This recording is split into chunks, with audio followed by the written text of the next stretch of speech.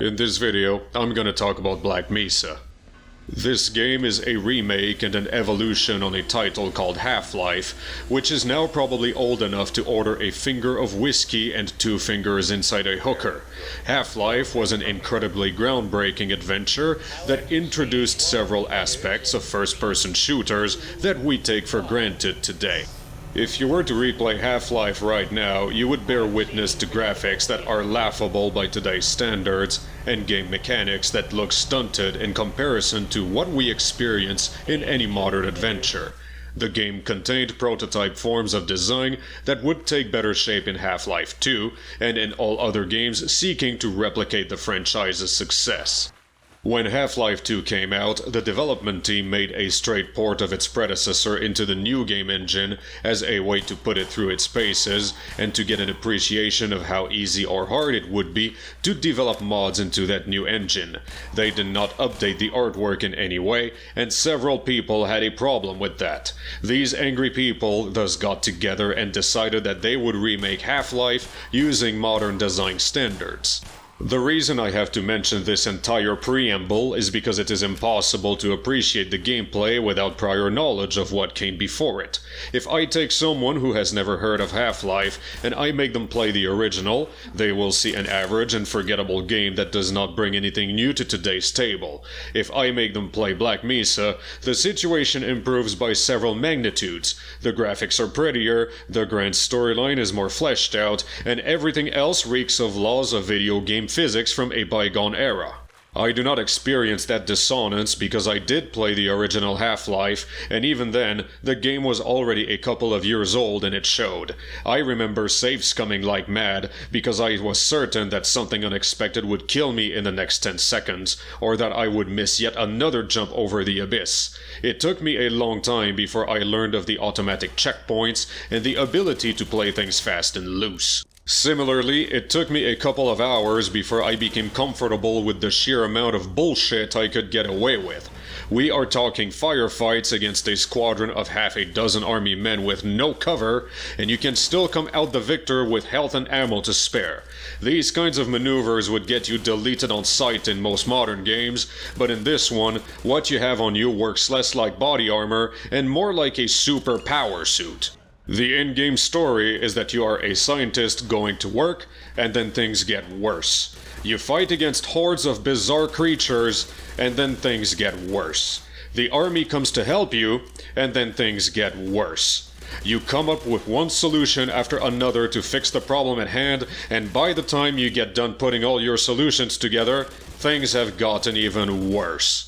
To help you fix your problems, you have access to a variety of weapons that include the usual peppering of pistol, SMG, shotgun, and rocket launcher, plus a few more exotic choices including the glue-on gun, which is a strange name for something that does the complete opposite of gluing anything together.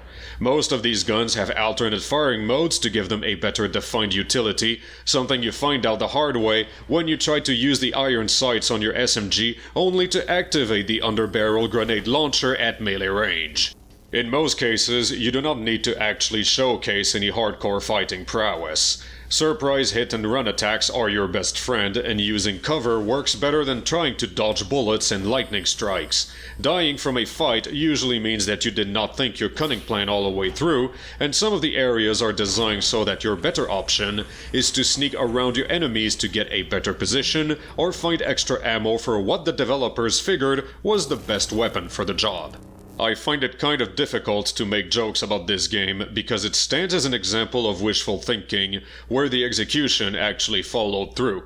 This is not some stick figure doodle made on a sheet of lined paper by a 5-year-old and then stuck to the fridge door. This is more like a complete work of art in which the lined paper was embraced as an element to work with, the pencils were carefully chosen, and the final product was made with the knowledge that it would be stuck to a fridge door, so that if you hold the paper up in the air, you wonder why they chose a cheap loose leaf as their material, but when you put it on the fridge door and that background color seeps through the entire work, it all comes alive in a meaningful way. The most was made out of a code base and a game engine with flaws that are very apparent. This is not to say that the engine is objectively bad, but that its particular flaws stood out as a unique sort of flavor, and these were exploited to the point of entire YouTube channels centered around poking fun at the things that can happen as a result. When you want to make a serious game, however, these shortcomings will get in the way, they will still be visible, but under the circumstances, they can be forgivable in the right hands. Normally, projects like these are undertaken by some kid who grossly underestimates the amount of work involved and who ends up releasing a barely functional version 0.1 half a year later with no intention of ever touching it again. You can tell that the idea is great, but let us be real, Toady Won the Great is an exception, not the norm. I do not need to explain the controls because they are as bog standard as they come. I do not need to explain the music because there is barely any. The only thing that demands a mention is the redesign of several sections from the original game in order to streamline the experience or cut down on a frustrating mechanic that one could only learn by unwittingly dying over and over again. This is, by far, the biggest selling point. Lessons learned in the collective past have been applied to the remake and made it look newer than it really is.